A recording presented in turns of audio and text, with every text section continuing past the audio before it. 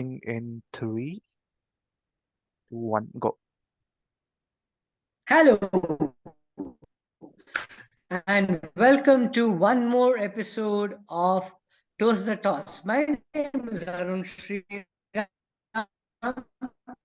and with me are two panelists, Suraj, the most epic test match in recent. Lot of questions about strategy, lot of tactics. We will cover them all, and we'll also do a little bit of crystal air. The second test is likely to be headed. Gentlemen, welcome to the show.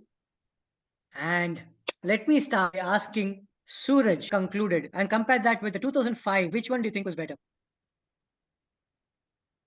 Between 2005 and 2023. Yeah. 2005 hands down, no?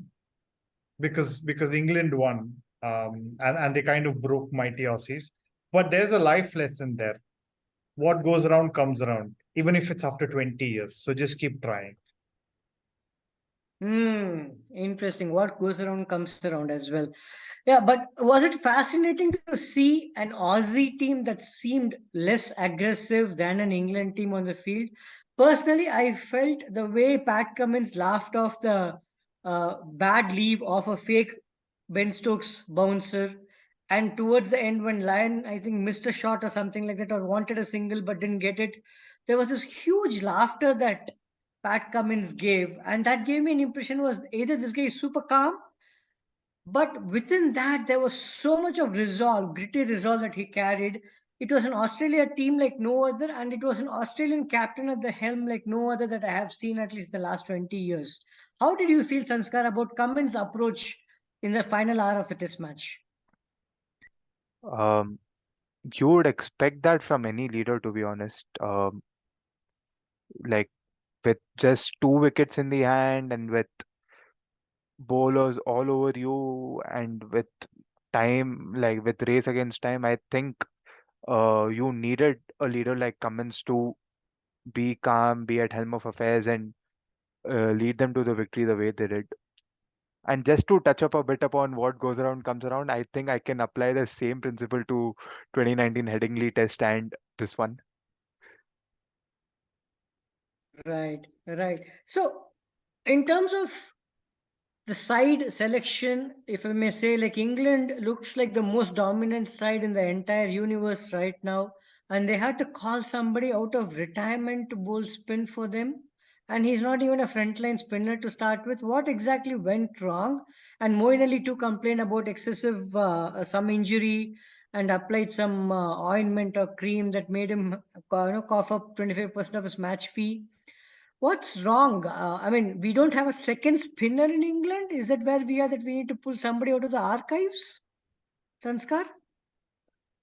I think on this particular occasion, they were a bit too obsessed with the matchups, I suppose, because mind you, Aussies have quite a few left arm batsmen, so probably to tame that left arm batting threat, they thought it would be wise to bring an off spinner into the team. And I guess that's the reason why they went for Moeen Ali. But if you Wasn't personally there ask, one guy? sorry, Wasn't there one guy who partnered Leach in Sri Lanka? There was one off spinner, I thought, who took 4 wickets as well. And somewhere he just moved into oblivion that I don't even recall his name, to be honest. I don't, in all honesty. But I think Yeah. now that you've asked this question, I think another tempting option would have been Adil Rashid. For some reason, England does not consider Adil Rashid to be a part of red ball. Like it's beyond my understanding, to be honest. Decent leg Right. spinner, like almost takes wickets on almost every occasion. So it's just a thought worth entertaining, maybe for further tests to come if Jack Leach doesn't recover in time and if things aren't working with Moeen Ali.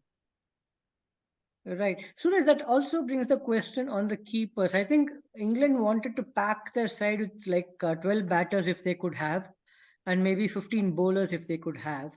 They couldn't. I mean, Basto was struggling. He never felt like he had wicket keeping gloves in his entire lifetime. He was out of sorts. He looked so undercooked. I mean, they could have definitely sacrificed one spot, maybe moved Basto up in the order, maybe even opened with him if they could, because everybody is going on a slam bang mode right there. They could have perhaps got a specialist keeper. Green could have got stumped earlier. The guy would have known where the first slip is to start with, right? So that he could have gone and tried a few catches. What exactly was happening is your take that England went about in terms of the selection of the playing 11. I think so. So for them, Bairstow was probably their best batter during during the initial phase of baseball, and then he unfortunately got injured. So they wanted to get him back into the squad.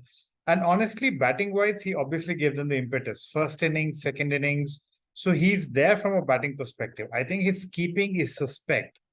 And I'm sure a lot of people would be asking where the fork is folks, right? So I hope they bring back Ben Foakes. Ben Foakes is a decent batter in Pakistan. He's batted decently. He's a fantastic keeper. So I'm pretty positive that I hope they look at getting Ben Foakes to keeping, and he can still be your 6 down or 7 down, and probably push Besto up, and maybe sacrifice an opener. I hope they do that. Right, right. And because I don't want to keep harping on whether baseball worked or whether they should have declared in the first innings or 393 for 8. I think that's if that's been covered by everybody out there, but we are fanless, so we'll take something else altogether. Was there some strategy except for that first wicket declaration? I mean, first innings declaration that we will pick to say this one was brilliant from either side. Maybe I'll give a chance to Sanskar to pick a side, and Suraj will put you on. You will have to take the other side and tell me which one worked for them. Sanskar, over to you. For me, the field placement to get Khwaja and then Labuschagne, was it? They did that for two particular batsmen, I remember. So though Okay. that field placement, like, I don't think I would have come up with it. I don't think Rohit Sharma would have been able to come up with that. That was just out of the box. So I was mighty Yeah. impressed with the field placement. Yep. I Right. think It was if like an that's one umbrella, highlight I would proper like to pick. umbrella. Yeah. Yeah. Yeah. Yep. Yeah. Beautiful. Suraj. Well, I mean, I would have loved to pick the English what they did, but okay, from an Australian perspective, I definitely thought their strategy of continuing with Lyon, right? I mean, when Harry Brook and Root were going hammer and tongs, for them to continue with Lyon, and Lyon ended up picking both those wickets, especially that field placement for Harry Brook. When he pulls, there was somebody at a short mid wicket, which probably to me was a good move. And continuing, and for Lyon to continue to toss up the ball and get Root to and tempt him to try and take him on, which resulted in Root getting stumped. I thought that was a brilliant play, just at that moment. Right. And in a sense, any idea why Anderson wasn't used in the entire posty session? Was it that bad or did he have an injury? What exactly happened? It was very surprising to see the 38 overs of a fascinating test match did not see Anderson bowl. I mean, it's a rarity for someone of Anderson's caliber to concede more than 100 runs and just one wicket in the entire test match. Not the best of his test games. So I kind of understand why Stokes didn't prefer Anderson and preferred the likes of Robinson himself and Stuart Broad over Anderson. So I think on that one, maybe we can cut him slack. Hmm. I'm just thinking maybe it could also be that they're saving Anderson for Lords. That's one. Two, probably, and they delayed taking the new ball. Okay, so with the old ball, they were able to get Stokes was able to get Khwaja, Root was able to get Carey. So that old ball tactic worked, and by the time they took the new ball, I think they only needed about 50 odd runs. 14 I overs and don't know 50 if odd runs. Anderson is carrying an eagle. There's a possibility he could be, and they did not want to push him because the next test is what, another 5 days away. A week Right. away, 28th, I believe. Right, because it was strange we saw him on the field throughout. If he was going to be preserved, it's not going to count how far away you were from the field in the subsequent test match. I don't know why he was in the field. He was in. If it was actually carrying an eagle. For me, one tactical brilliance that I saw was the Khwaja wicket in the second innings, where literally Stokes kind of flipped the ball through the pitch and checked whether the ball would reach the other end at all. I think it was a fantastic piece of bowling. I think, Suraj, you were mentioning off air that maybe the pace was lacking, maybe he wasn't fit enough to run and bowl fast. But I think there was a very clear tactic at which pace, because the time number of times he was trying to do an ooh and a ah before when such deliveries happened, and finally he could get the ball. It was virtually second over last ball, if I'm not mistaken. The setup was beautiful. I thought that was a absolute brilliant move. And when Lyon, I think, was playing, there were three fielders, one behind the other on the square leg line, and that's when I think Stokes missed a catch as well. I think the field placements overall were just absolutely brilliant. Yeah, I think And I think Bumbrella takes the piece of the cake. Umbrella takes the cake. No, absolutely, absolutely. So, gentlemen, what is your prediction for second test? Is Australia going to change anything at all? I doubt. Well, I mean, they have a winning squad. Unless and until they want to bring in a Stark, I don't know who they're going to leave out. Stark for Hazelwood, maybe, because they can't drop Boland. They can't Mm-hmm. drop Cummins. He's the captain. So the only option is either switch between Stark and Hazelwood. That probably is the only switch I can think about, unless and until there's been an injury to anybody. Right, right. Sanskar?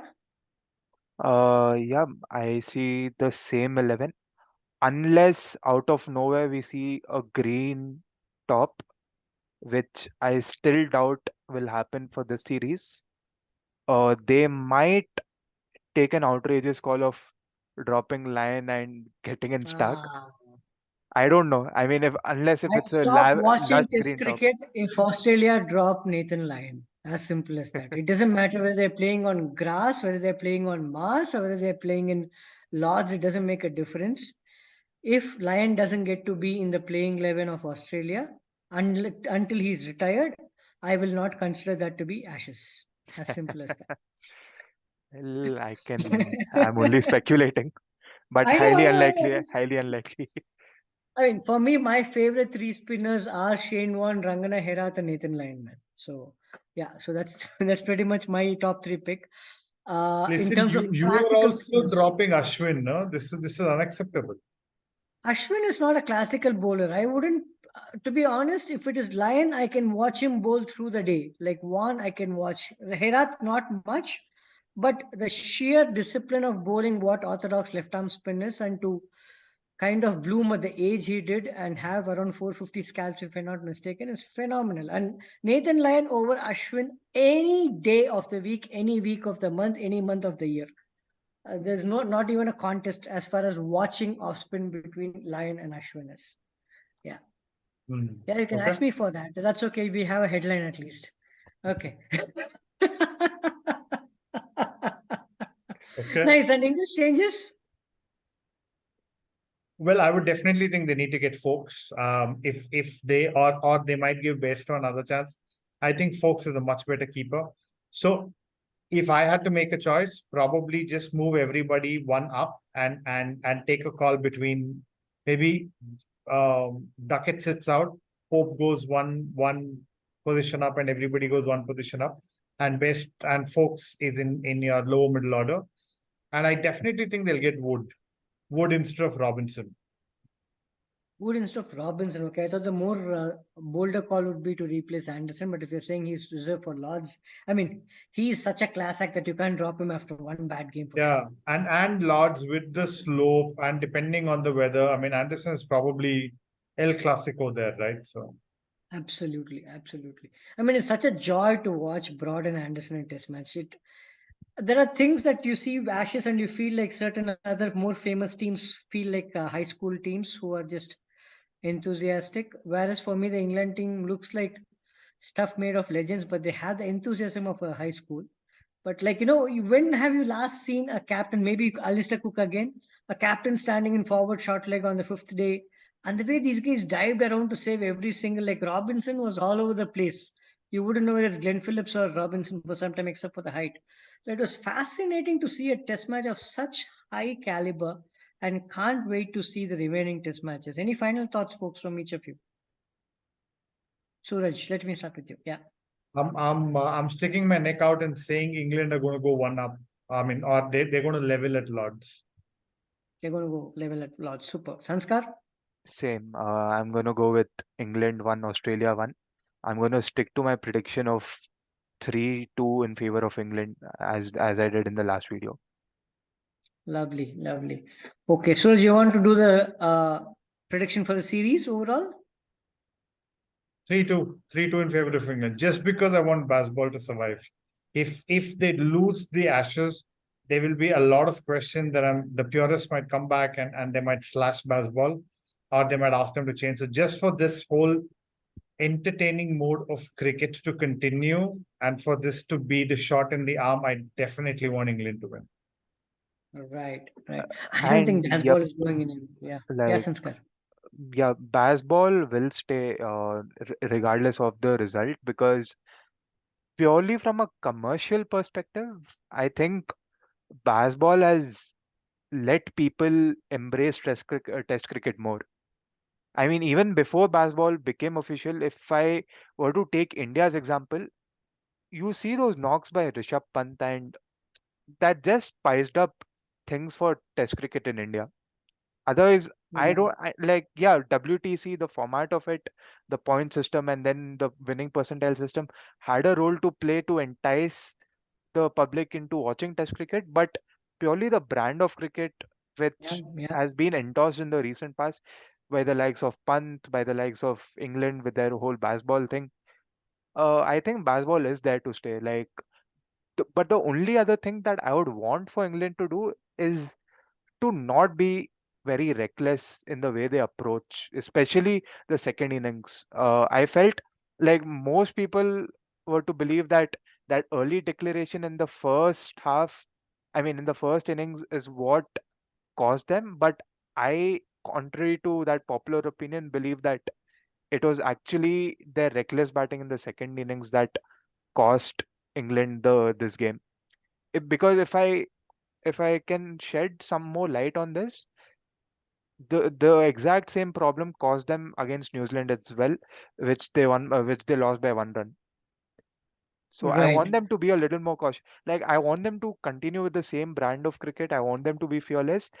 Just if every other batsman knows the cost of their wicket and what impact it does to their prospects of winning and to the entire middle order, whatever, I think we will see England making less unforced errors in the coming days. Thank you, Sanskar. That was a 10-mark answer for a 2-mark question. Very well done. You get the extra sheet also, and therefore extra marks for that. Oriojit, we are talking about a very simple question. What's the future of baseball? You get exactly 27 seconds to answer that question. According to me, baseball is here to stay in England till the end of the series, which England is going to lose 3-0.